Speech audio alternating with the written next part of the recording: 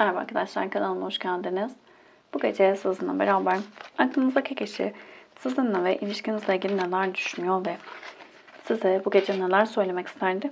Bunlara bakacağız. İlahi güçten en net bilgileri alarak aktarabilmek için niyetimi alıyorum. Enerjiye dahil olmak için niyet almanız yeterli olacak. Hemen başlayalım. Öncelikle ilişkinizle ilgili neler düşünüyor aklınızdaki kişi, bunlara bakalım. Daha sonrasında size neler söylemek isterdi? Hasta kartı geldi. Bedes. Şimdi Bedes bize adaletsizliklerden bahseder. Tersliklerin arka arkaya gelmesinden bahseder. Bu ilişki içerisinde birçok terslik yaşamış olabilirsiniz. Bir şeyleri tam düzeltmek isterken, düzeliyor gibi görürken tekrar aynı ya da benzer sıkıntıların içerisine girmiş olabilirsiniz. Bu ilişkinin çok değerli olduğunu söylüyor aklınızdaki kişi ama Hesta kartıyla beraber bile bile yapılan şeylerden dolayı çok utanılan bazı süreçlerden geçildiğini söylüyor. Taraflardan biri çok fazla kıskanç olabilir. Çok kıskanç enerjilerde olabilir. Diğer taraftan da biraz paranoyaklık durumunda bir enerji içerisinde olunabilir. Biraz böyle ilişkinin içerisinde zorlayıcı bazı enerjilerin olduğunu söyleyebiliriz. Genel olarak baktığımızda da bu ilişki içerisinde biraz böyle paranoyaklık, kıskançlık, bile bile yapılan hataların olması, özellikle bu tarz kıskançlık ya da paranoyaklık gibi durumlarla yapılan şeylerden dolayı ciddi sıkıntılı süreçlerden geçilmiş olabilir. Şimdi bu ilişkide kendisini nasıl görüyor ve sizi nasıl görüyor dediğimizde, evet, Aytemdeva ve Parsalca olarak görüyor kendisini. Şimdi bu kişi kendini genel olarak çok böyle kurban psikolojisinde satan biri olabilir. Yani aksilikler benim başıma geliyor gibi gören, düşünen ya da böyle görmese bile kendisini çok değerli görüp işte hep de sıkıntılı şeylerin onun karşısına geldiğini, kendini çok çok böyle başkalarından daha üst seviyelerde gören biri olabilir bu kişi. Yani senin bir problemin olduğunda, sizin bir probleminiz olduğunda ya ne olacak ki ondan derken kendiyle ilgili bir şey olduğunda çok ciddi şekilde ya işte küçücük bir sorun bile işte çok büyük bir sorun haline getiren enerjilerde biri olabilir. Konuşamadım. Atem'de ve kendini böyle çok iyi gören biridir. Paraya ve lükse çok fazla düşkün enerjilerde olan biridir. Şimdi baktığımızda burada genel olarak böyle kendini çok çok üstte gören biri olarak, çok kıymetli, çok değerli olarak gören bir aklınızdaki kişi var. Şimdi bunun dışında yargı, yıldız kartı, yani çok fazla büyük arkana geldi. Bu ilişkide biraz böyle yoğun enerjilerin olduğunu söyleyebiliriz. Yani buradaki yoğunluktan kastım şu. Birbirinize göstereceğiniz çok şey olabilir. Birbirinize hayat yolculuğunda katacağınız birçok şey olabilir. Zorlu süreçlerden geçecek olabilirsiniz, geçiyor olabilirsiniz. Şimdi kendisini bu ilişkinin içerisinde nasıl görüyor dediğimizde biraz böyle karmik biri olabilir. Sürekli sınanan enerjilerde biri olabilir. Kendini çok değerli ve kıymetli gören bir aklınızdaki kişi var. Yani en yüksek enerjisi bu. Yani ben bir taneyim, ben yıldız gibiyim. İşte ben çok kıymetliyim ve ben parlıyorum dediği bir durumun içerisinde. Bunun en büyük sebeplerinden biri aslında tam olarak bir uyanışı sağlayamayan enerjilerde geliyor. Yani tam olarak yeniden doğması gereken yerlerin farkında değil. Özellikle bu çok fazla kendini üstte görme durumu ile ilgili. Bu tür kişiler daha çok kendini içsel olarak değersiz hisseden kişilerdir. Daha bunun farkına varmayan, daha uyanışını gerçekleştirmeyen, maddesel tarafta kalan biri olarak geliyor diyebiliriz. Ancak burada tavrı ve tarzına baktığımızda da şöyle söyleyebilirim. İşte çok kendine güvenen, ben her şeyin en iyisini bilirim, ben her şeyin en güzelini bilir ve bunu hak ederim dediği bir durumu var. Duruş çok böyle sağlam olabilir. Şimdi ilişki içerisinde de daha çok böyle peşinden koşulan taraf bu kişi olabilir. Kendini çünkü bu kelimeyi çok böyle kullanmayı vazgeçtim. Kendini çok güzel sunabilen biri diyebiliriz yani bu açıdan.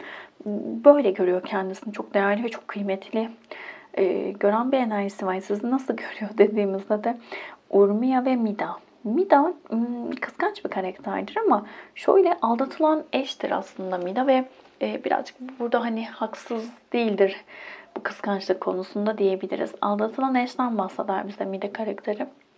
Her şeyi dosunda yapmak ister. Çok hamarattır, çok zekidir ama çok kıskançtır. Böyle aslında bir bakıma birçok şeyi olurunda götürebilecek, mutluluk verebilecek enerjilerde biridir. Urmia da daha çok susma eğilimdedir. Sert sizde, yani şöyle söyleyeyim, sizi çok böyle sert, kızdığınızda susan, kendinizi çeken, işte belki trip atan biri olarak adlandırıyor diyebiliriz. Sizi çok fazla kıskanç ve olay yaratan biri olarak görüyor olabilir aklınızdaki kişi. Şimdi sihirbaz kartı, kule ve kupa dörtlüsü.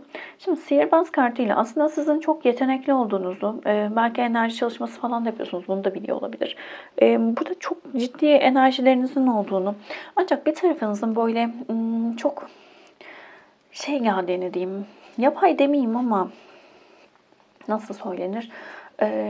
Olurunun, yani olanın dışında gösteren enerjilerde olduğunuzu, gerçekleri belki göremediğinizde ya da çünkü sihirbaz bazen böyle yalandan dolandan da bahseder bize. Dolandırmaktan da bahseder.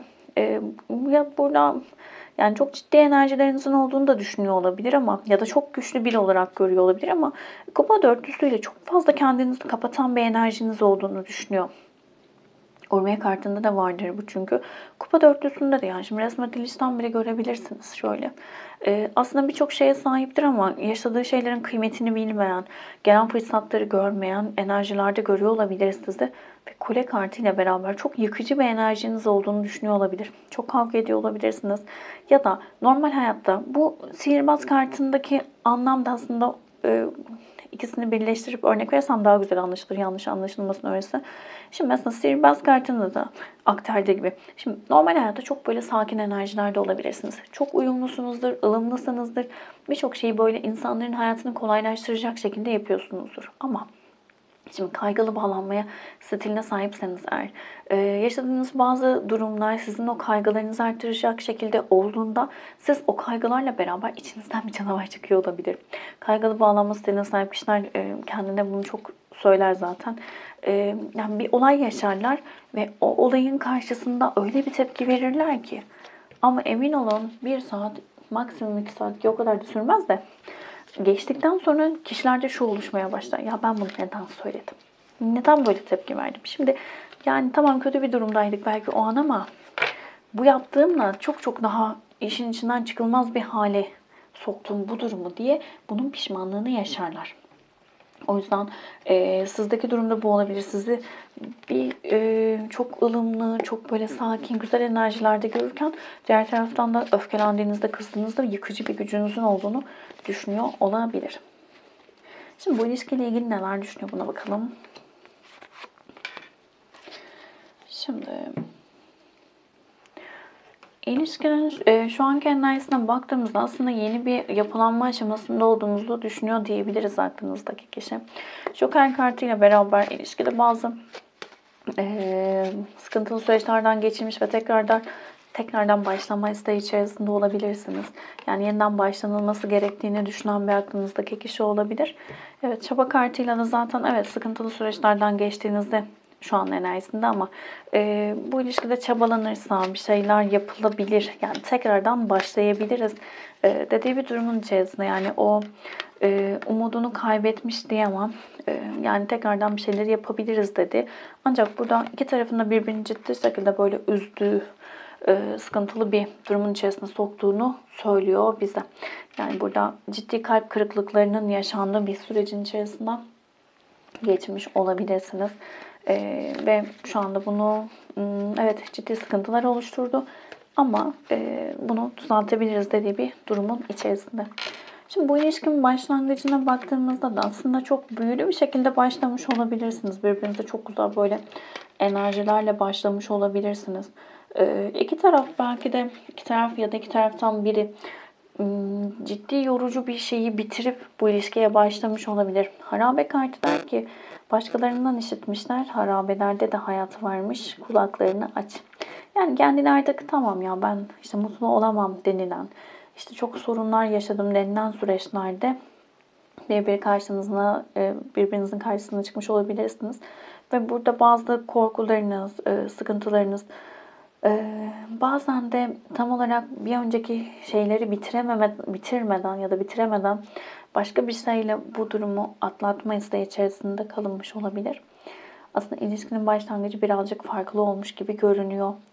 Maske kartıyla iki yüzlü yaklaşımlar belli etmemekte, usta kendini gizli tutmak. Yani bu ilişkinin başında taraflardan biri çok ciddi şekilde yalanla dolanla başlamış olabilir. Ciddi maskeler takılmış olabilir. Yalan dolan olmasa bile duygularını çok farklı yansıtmış. Ya da bu bazen duygularını göstermemiş de göstermemek olarak da yansıyabilir. Böyle bir ilişki içerisinden çıkılmış olabilir. Şu an enerjisinin aslında ciddi bir tehdit içerisinde olduğunuzu düşünüyor. Yani ilişkinin tehdit içerisinde olduğunu düşünüyor. Gizli tutulan bir işin açığa çıkması, ele düşmek, tehdit edilmek. Çok nasıl konuştum bilmiyorum. Nefesim kesildi. Yani şu an örneğin yapılan yanlışlar varsa bunların ortaya çıkması ki burada çıkmış da olabilir. Yaşanılan sıkıntılı durumlar, ortaya çıkan şeyler kalp kırıklıklarına sebep olmuş olabilir. Bunu da söylüyor olabilir bize. Yakın gelecekle ilgili de şöyle. Ya içgüdü kartı geldi. Açılan savaşa karşılık vermek, savunmaya geçmek, kendini koruma içgüdüsü ve değnek şövalyesi ile beraber geldi. Değnek şövalyesi sabırsızlıktan, bazen de fırtınalı süreçlerden bahseder ama arzuyla hızlanan ilişkilerden de bahseder. Şimdi burada içgüdüsel olarak kendinizi koruma isteği içerisinde olacak olabilirsiniz ya da aklınızdaki kişi de böyle düşünüyor olabilir. Kendi koruma isteği içerisinde olabilir. Ama ciddi değişim ve dönüşüm aşamasından geçilecek. Özellikle ilişkileri savaş gibi görüyorsanız, ki böyle görünüyor. Karşınızdaki kişi için söylüyorum bunu. Böyle görüyor olabilir.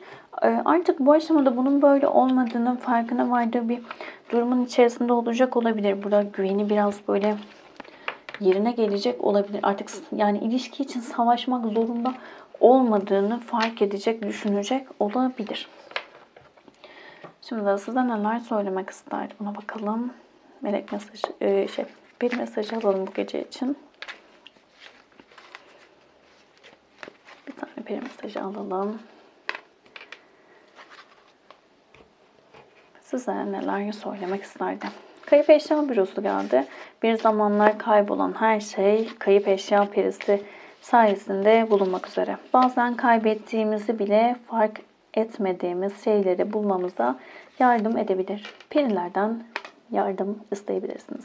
Meleklerden yardım isteyebilirsiniz. Özellikle öğrenmek, bilmek istediğiniz bazı şeyler varsa eğer. Şimdi bu gece karşınızda olsaydı size neler söylemek isterdi, bunlara bakalım. Ne yapıyorsam ikimiz için yapıyorum dedi. Seni çok arzuluyorum dedi. Kimse senin gibi olmayacak. Bundan o kadar eminim ki dedi. Seninle ciddi adımlar atmak istiyorum. Beni kendinden uzaklaştırma. Seni bekleyeceğim. Ben gelmesem de seni bekleyeceğim. Kıskançlıkların beni üzüyor ve öfkelendiriyor dedi. Seni unutamadım, unutamıyorum ve sana çok aşığım dedi. Güzel geldi. Bunların hepsini aldık, kabul ettik. Bakalım başka bizden neler söylemek ister. Nerede alalım. Size neler söylemek ister. Kendime karşı gerçekten dürüstüm. Senden başka kimseyi arzulamıyorum dedi. Kalbime her zaman ruhuna olabildiğince yakın tutacağım. Canım, ruhlarımız gözlerimizden çok önce tanıştı dedi. Bağlantımız ilahi olarak zamanlanmıştır. Zamanı geldiğinde yanında olacağım. Bu yüzden sabırlı olup beni beklemen gerekiyor dedi. Ayrılık benim için son derece acı verici ama iyileşmek için çok önemli dedi. Bir gün bütün parçalar birleşecek ve yaşadığımız her şeyin nedenini anlayacaksın dedi. Kalpten geçen 3 duyguyu da alalım. Evet. Şimdi fırtına, çaba ve uzaklaşma kartı geldi. Beklenmedik anda gelen bazı sıkıntılı süreçlerin olduğunu kalpten hissediyor aklınızdaki kişi ve evdeki o uzaklaşmanın çözülebileceğini, çabalanırsa eğer birçok şeyi halledebileceğinizi düşünen bir aklınızdaki kişi var. Hazine kartıyla beraber aslında bu ilişkiyi hazine olarak görüyor diyebiliriz. Ancak bu noktada duygularını çok gösteremeyen ya da korkan enerjilerde olabilir aklınızdaki kişi. Bu konuda siz ne yapmalısınız da soralım. Siz en çok hangi şeylere dikkat etmelisiniz? Sıkışmış, yıkım, farkında olmayan, titreşim. Karşınızdaki kişinin ne yaşadığını çok da fark etmediğini, farkındalığı yüksek olmayan biri olduğunu anlamalısınız. Bu ne demek? Yaşadığı şeyler var. Belki de çok ciddi negatif şeyler size de yaşatıyor ya da yaşattı. Ancak bunları yaparken aslında neden bunları yaptığını, yani onun bilinçaltını yönettiğinin çok da farkında olmayan bir aklınızdaki kişi var. O yüzden bu noktada kendini sıkışmış gibi hissediyor, farkında olmayan, yıkımların ne olduğunu, ona ne mesajlar verdiğini anlamayan bir aklınızdaki kişi var. Bunlara dikkat etmeniz gerekiyor. Yani karşınızdaki kişiyi kendiniz gibi bir şeyleri anlayabilen enerjilerde düşünmeyin. Ya da çok böyle negatif, şunun için yapıyor, çok kötü o yüzden yapıyor gibi düşünmemenizde fayda var. Titreşim kartıyla beraber onun enerjisini de yükseltmek adına çalışmalar yapabilirsiniz. Farkındalığının artmasını niyet ederek çalışmalar yapabilirsiniz. Kendi enerjinizi yükselttiğiniz takdirde karşınızdakine de şifa olacağınızı unutmayın lütfen. Farklı bir durum olarak da şöyle söyleyebilirim. Karşınızdaki kişinin enerjisi düşük olduğu için de siz kendi enerjinizi etkilemesine onun izin vermemelisiniz diyebilirim. Kolektif bir açılım. Hepsiyle uyumlanamayabilirsiniz ama içerisinden mesajlar almaya odaklanın lütfen. Video beğendiyseniz beğen tuşuna basabilir. Abone değilseniz abone olabilirsiniz. Harika bir geceniz, gündüzünüz, gününüz olsun. Teşekkür ederim vakit ayırdığınız için. Başka videolarda görüşmek üzere. Hoşçakalın.